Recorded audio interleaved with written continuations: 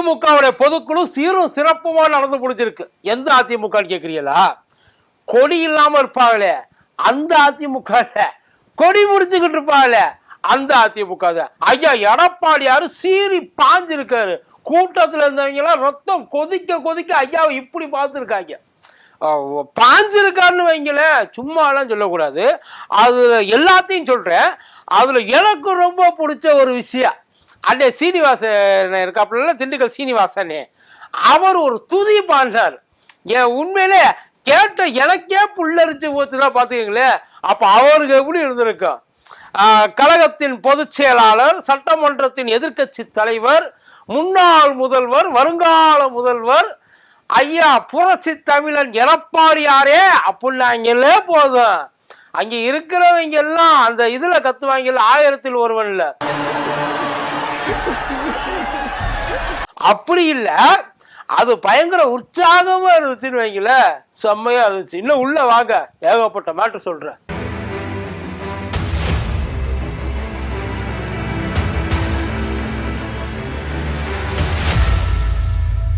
மதியம் வணக்கம். இது மதியம் தர்பா, நான் கூத்தடி கோப்பி. ஐயா எடப்பாடியாரோட வாழ்க்கையில இன்னைக்கு மறக்கவே முடியாத ஒரு நாள். ஒரு வேளை என்னைக்கே ஒரு நாளைக்கு ஐயா எடப்பாடியாரோட பயோபிக் யாரோ ஒருத்தர் எடுக்கிறான்னு வைங்கள, அந்த பயோபிக்கோட மைய புள்ளி இதுவா தான் இருக்கும். இன்னைக்கு அதான் இருக்கும். ஏன்னா ஐயா பொதுச் செயலாளரா பதவி ஏற்று முறையா உள்ளுக்குள்ள நுழைகிற அந்த நாள். அது மட்டும் இல்லாம பாஜகவை அந்த முறிச்சு, அந்த உறவை முறிச்சு அப்படியே தெரிச்சு நிக்கிற ஒரு நாள். பொதுக்குழு பாஜக முறிவுக்கு அப்புறம் ஐயா புரட்சி தமிழரா பட்டம் பொறுப்பேற்றுக்கிட்டதுக்கு அப்புறம், பட்டம் கூட பொறுப்பேற்றதுக்கு அப்புறம் ஐயா கூட்டுற முதல் பொதுக்குழு இது. இந்த மாதிரி பல பெருமைகளை கொண்டது இந்த பொதுக்குழு. எப்பயுமே பொதுக்குழு கூட்டுறது கட்சிக்கு பெருமை. ஆனா இன்னைக்கு ஐயா எடப்பாடியார் உள்ள இருக்கிறது பொதுக்குழுவுக்கே பெருமை. அப்படின்னா பார்த்துக்கங்களேன், அந்த அளவுக்கு பயங்கரமா சீரும் சிறப்புமா பண்ணி முடிச்சுட்டாங்கன்னு வைங்களேன்.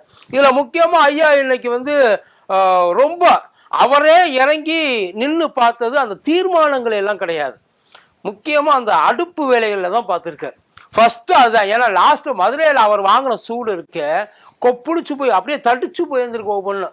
அந்த மாதிரி இன்னொரு தடவை வாங்குறதுக்கு நமக்கு முடியாது, கிழிச்சிருவாங்க அப்படின்னு சொல்லிட்டு ஐயாவே அண்டாவுக்குள்ள அடுப்புக்கிட்ட நின்று எல்லா வேலையும் பார்த்துருக்கதா.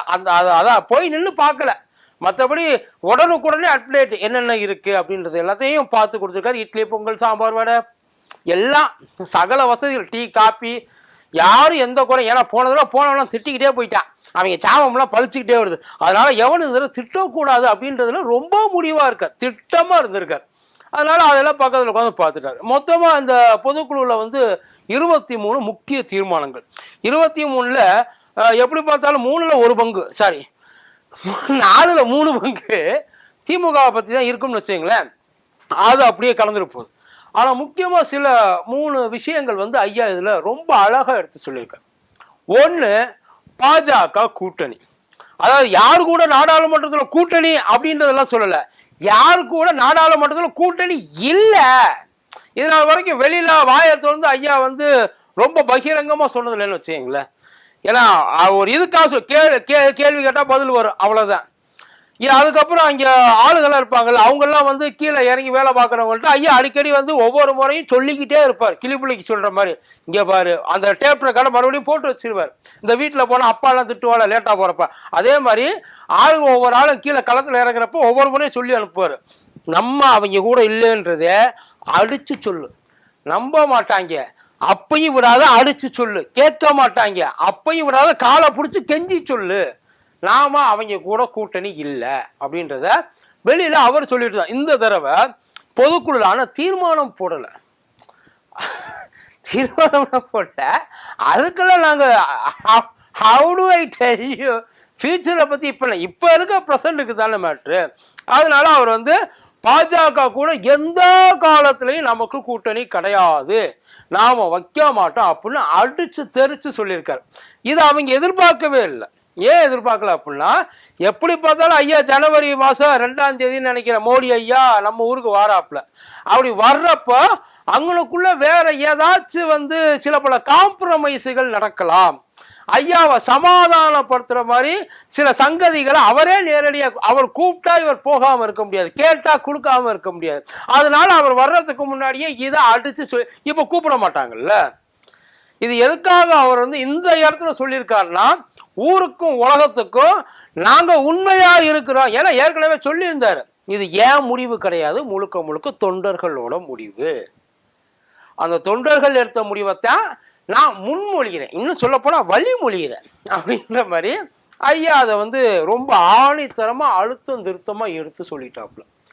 அடுத்து இன்னொன்னு, இஸ்லாமிய கைதிகள் இந்த 20 வருஷமா உள்ள இருக்காங்க இல்லைங்களா, சிறை கைதிகள், அவங்கள வெளியில கொண்டு வரணும். ஏற்கனவே இது சம்பந்தமா சட்டசபையிலையும் ஐயா பேசியிருக்காரு. அது எப்ப பேசினார் அப்படின்னா, அவங்க கிட்ட இருந்து பிரிஞ்சு வந்ததுக்கு அப்புறம். கூட்டணி தர்மத்துக்காக இது வரைக்கும் அதை வந்து வாயை பொத்திக்கிட்டு அழுதுகிட்டே இருந்திருக்காரு ஐயா. அவங்க என்ன பண்ணாலும் கையெழுத்து போடும்போது கூட நெஞ்சு கணத்து தான் போட்டிருக்காப்புல. மண்டைய ஆட்டுவாங்கல்ல இந்த இது அந்த குடியுரிமை சட்டம், அதுக்கெல்லாம் எல்லாத்துக்கும் ஐயா தொலை தான் போனாப்புலையே. அப்பா அதை பத்தி எதையாச்சும் வந்து தொலைச்சாப்புல, உள்ளுக்குள்ள நுழைச்சாப்புல இல்லையே. ஆனா இப்ப அங்க முறிஞ்சு வந்ததுக்கு அப்புறம் இப்ப நான் சுதந்திர காத்த சுவாசிச்சுக்கிட்டு இருக்கேன். ஐயாவோட பாஷையில சொல்லணும் அப்படின்னா, இப்ப என்னைய கட்டுப்படுத்துறதுக்கு ஆளே கிடையாது, கட்டுக்கடங்காத ஒரு காளையா நிக்கிறேன். யாராவது எந்திரிச்சு எதிர்த்தாப்புல வந்தாங்க அப்படின்னா அவங்களை ஏறி மிதிச்சுட்டு போய்கிட்டே இருப்பேன். எனக்கு மக்களோட இது மட்டும்தான் முக்கியம். நான் முன்னாடி நின்று என்ன செய்யவும் மக்களுக்காக தயங்க மாட்டேன் ஐயா சொல்லியிருக்காரு.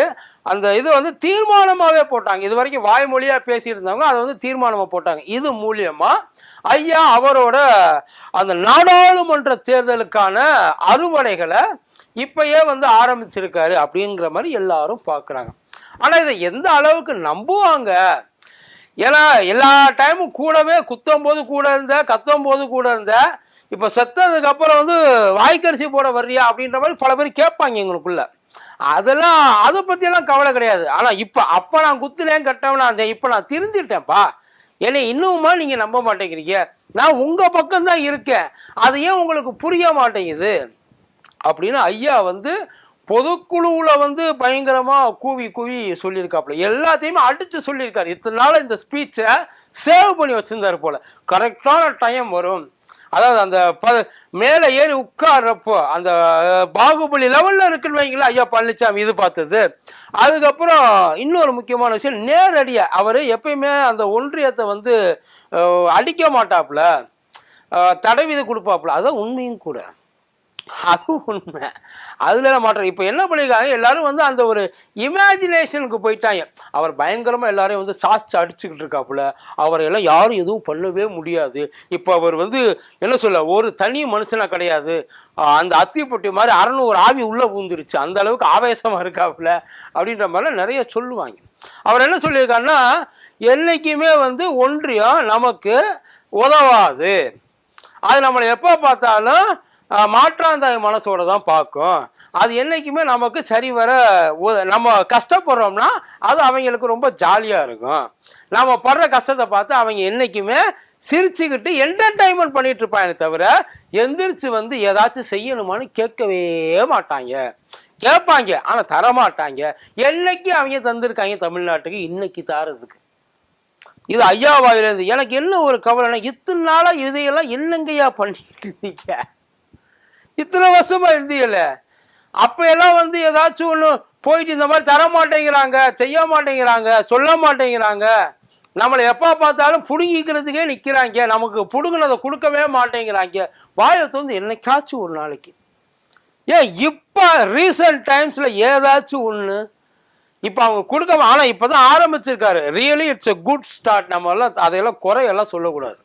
அவர் ஆரம்பிச்சிருக்காரு, அதுலயும் வந்து வெளிப்படையாவே போட்டு உடைச்சிட்டாரு. இவங்க தமிழ்நாட்டுக்கு அது யாரா இருந்தாலும் ஒரே வார்த்தையா பாஜகவேன்னு சொல்லிட்டு யாரா இருந்தாலும் அங்க இருக்கிறவங்க யாரும் நமக்கு உதவ மாட்டாங்க. ஐயாவா இப்படி பேசுறது, என்னடா அது என்னடா நடக்குது இங்க அப்படின்னு சொல்லி ஐயா இப்படி பேச பேச பேச பயங்கர கிளாப்ஸ் ரெஸ்பான்ஸ் எல்லாம் வேற லெவல்ல நிக்குது. ஆளுங்க மட்டும் எந்திரிச்சு நிக்கல, அவங்க உடம்புல உள்ள அத்தனை முடியும் எந்திரிச்சு நிக்குது. அந்த அளவுக்கு வந்து பயங்கரமா வந்து பேசி விட்டு போயிட்டாப்புல. இதுல இடையில வளர்மதி அக்கா ஒரு வார்த்தையை விட்டாங்க பாருங்க ஐயா எடப்பாடியாரை பார்த்து. என்னன்னு அந்த மூஞ்சியை கொஞ்சம் பாருங்க சார், அதை உத்து பாருங்க சார். 10 எம்ஜிஆர், 20 ஜெயலலிதா, இது அத்தனையும் மொத்தமா இருக்கிற ஒரே இடம் ஐயா எடப்பாடியார். அவர்கிட்ட போய் கேளுங்க, எவ்வளவு வேணாலும் எடுத்து கொடுப்பாரு. நிறைய வாங்கியிருக்காங்க உலக. உங்களுக்கு செய்யறதுக்கு ஒரே ஒரு ஆளு அவர் ஒருத்தர் தான்.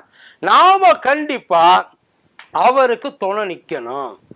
இதுல முக்கியமா அவங்க போட்ட ஒத்த தீர்மானம், நாடாளுமன்றத்துல வரப்போற நாடாளுமன்றத்துல 40க்கு 40 நாம ஜெயிக்கிறோம். 100க்கு 40 எடுத்து 40க்கு 40 எடுக்கிறா. ஏன்னா இல்ல அந்த இடத்துல ஆனா அவங்க பயங்கர கான்ஃபிடண்டா இருக்காங்க. எந்த அளவுக்குன்னா 40க்கு 40 கண்டிப்பா நம்ம எடுக்கிற அளவுக்கு உழைக்கணும். அந்த வார்த்தை சரியான வார்த்தை. உண்மையில அதை நம்ம பாராட்டியே ஆகணும். எடுக்கணும் அப்படின்னு சொல்றது ஓவர் கான்ஃபிடன்ஸ், தன்னம்பிக்கை. நாம தான் எடுக்கணும் அப்படின்றது தலக்கணம். தன்னம்பிக்கைக்கு தலக்கணத்துக்கும் இடையில இருக்கிற அந்த நூலை அழகா அவங்க வந்து பிடிச்சி நிற்கிறாங்க.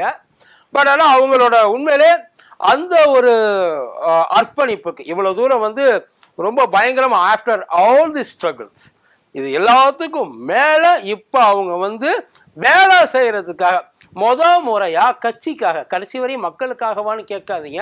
இத்தனை வருஷத்துல என்ன பண்ணும்? ஒண்ணும் இல்லை, நாம தான் அடிச்சுக்கிட்டோம். பட் பரவாயில்ல, இனிமேல் நாங்க வந்து அங்கே உட்கார்ந்தா நாங்க செய்வோம் அப்படின்ற மாதிரி நிறைய சொல்லலாம். மக்களோட நம்பிக்கைன்றாங்க, அது எல்லாம் ஓகே. பட் ஒரே ஒரு ரிக்வஸ்ட், அது யாரா இருந்தாலும் சரி, யாரா இருந்தாலும் சரி, ஆட்சியில் இருந்துதான் நல்லது பண்ணணும் இல்லை, இல்லாம இருந்தா கூட மக்களுக்கு நல்லது பண்ணலாம். நல்லது பண்றதுக்கு துணை நிக்கலாம், மக்களுக்காக நிக்கலாம். ஆனா நாம எங்க நிக்கிறோம் நமக்கு தான் தெரியும்.